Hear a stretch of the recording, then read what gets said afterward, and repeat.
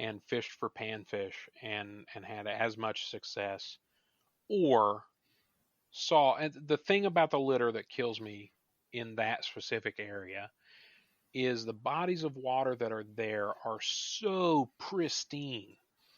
Super clear. It's the clearest water outside of being here that I've ever seen. You can look straight to the bottom in 10, 15 feet of water. And on top of just being a beautiful place, a beautiful piece of the outdoors, um, the panfish there were amazing. What did we catch? Three fish, Ohio fish, three or Yeah. four. I know I had one, and I think you had two. I don't remember if you had a crappie and a sunfish or both sunfish, but there were three. It was a No, sunfish, it was a a sunfish bass. and a bass. You had a bass. That's right. Yep, spotted bass. And it was phenomenal. We just had it was a great day. But I don't think hardly anybody really knows about that as a fishing spot. Yeah, I think um, there's a mindset among fishermen, and we'll probably catch a lot of flack for it, um, about burning fishing spots, letting them be known outside of a very small, trusted group of people. And, you know, there's something to that I just don't like. Um, you know, Fishing and kayaking, what we're talking about here today, um, it's something that anybody can do. The public waters are there to be used and enjoyed by anybody that wants to, you know. Um, and I don't have a problem sharing a fishing spot with anybody out there. What I have a problem with is people that don't respect the gift that we have here in Southern Ohio, or even there in Colorado, or to be honest, across the entire United States. There is so much that we have access to that people take for granted, and it's a little heartbreaking. Absolutely, especially since we're all paying for it. I mean, that's some of our tax dollars go to fund those things. Our fishing license, our hunting license. You know, Absolutely. even when you buy ammunition or a backpack, some of the tax money from that goes to fund our public lands. Hmm. And I think you're right. Everybody has the right to go use it, and it doesn't hurt to help people a little bit.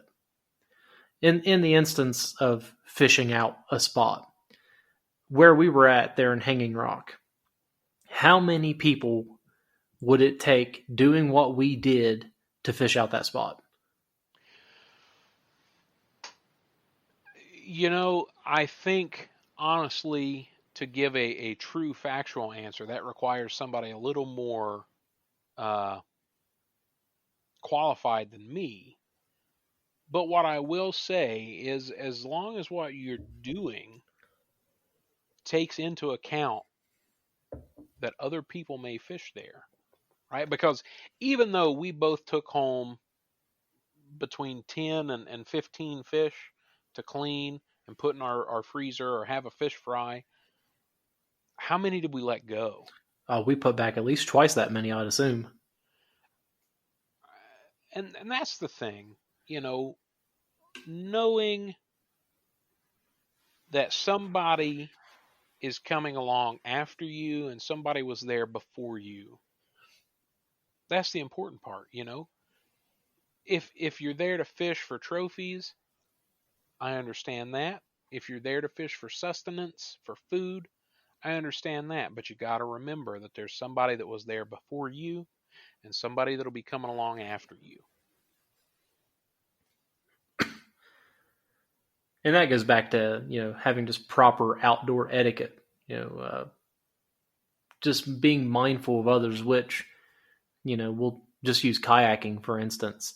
When you're in a kayak, there's a lot to consider of just making sure that you have a good experience and you're mindful of other people's experiences. Oh yeah, our trip yesterday is a great example of that. When we showed up to the lake, there were two groups of people already there fishing from the bank.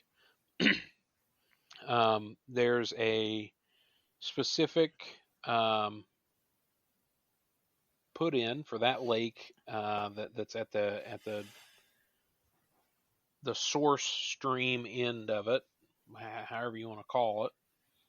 And when we got in the water, the first thing I told the kids was make sure that the people fishing on the bank have plenty of room. Don't go near them. Don't bother them. Give them a wide berth. That way they can still enjoy their day outdoors on the water and we can enjoy ours.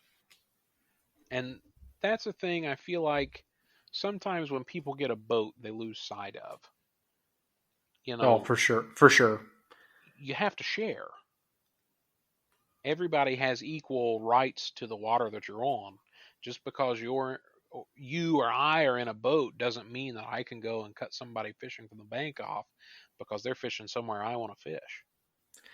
And being in a kayak on a bigger lake, we'll use Rocky Fork Lake for example. Hmm. Uh, you want to talk about being a little bit scared?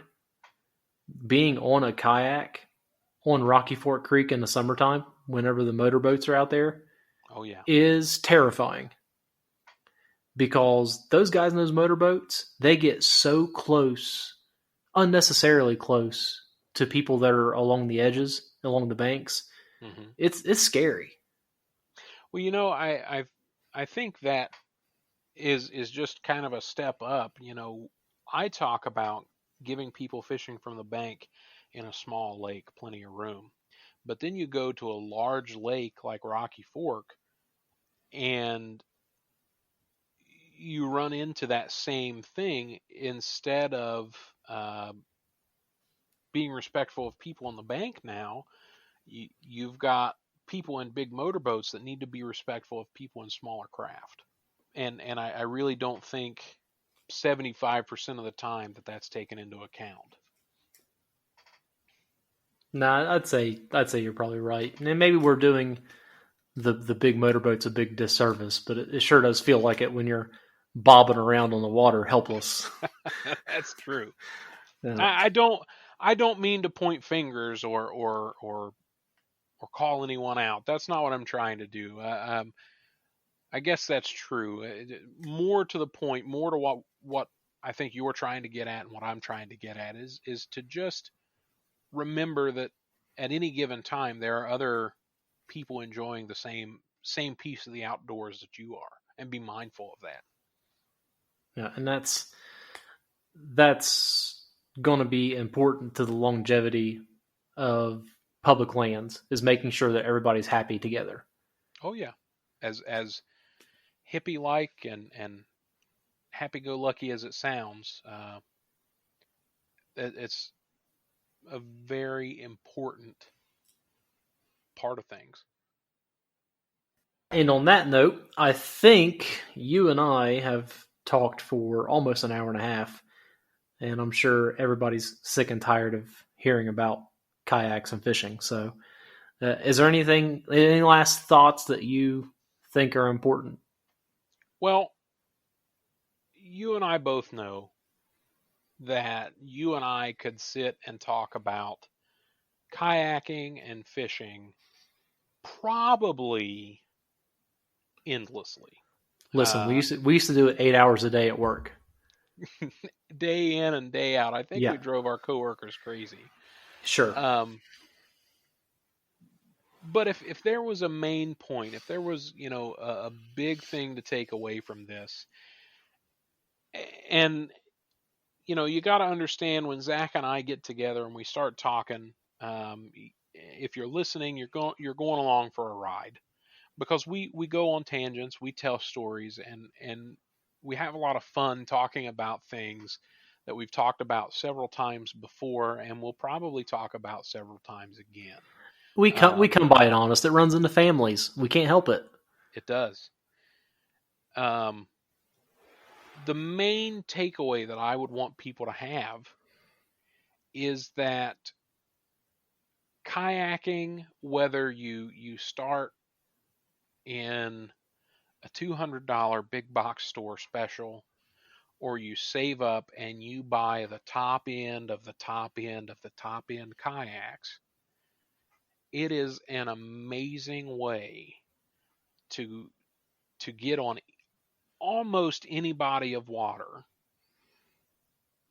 You know, for as hefty as a guy I am, I can take my kayak comfortably in about 4 to 6 inches of water. That opens up a whole lot of possibilities, both for paddling, for recreation, and kayaking to be able to fish water that you've never had access to before. Don't overthink it. Don't be like me and find yourself scared and worried about it.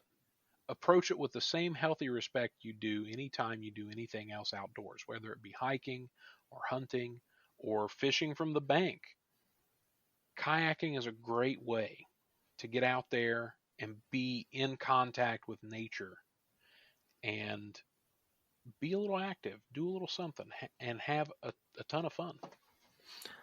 I think what I would like to encourage people to do,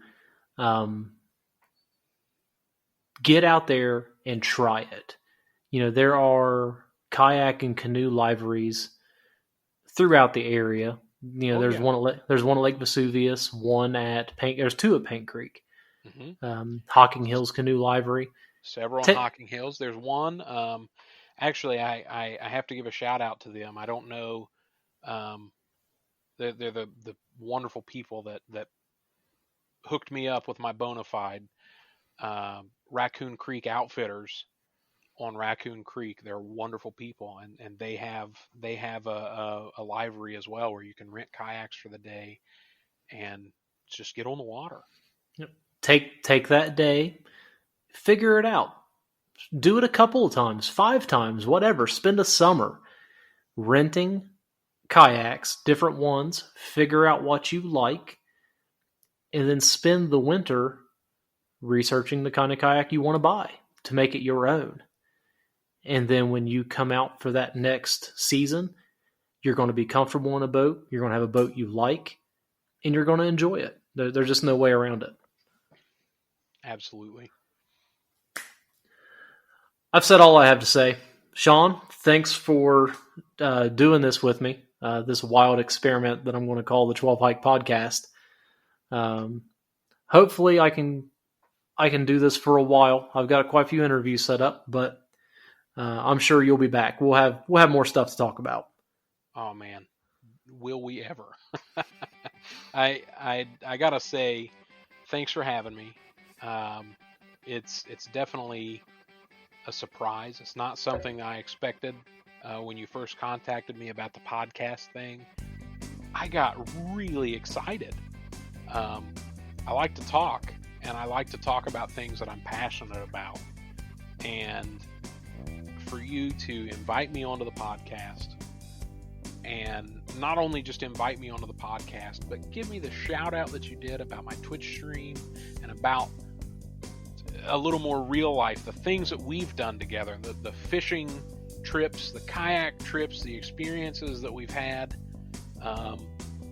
Even though you moved to Colorado, and I miss having my fishing buddy here in Ohio, this was a really great way to reconnect and have a great time talking about stuff. I really hope that your future interviews go really well, and I would love to come back anytime you have me. Oh, we're going to do another one. Don't worry. I've got some stuff in the works.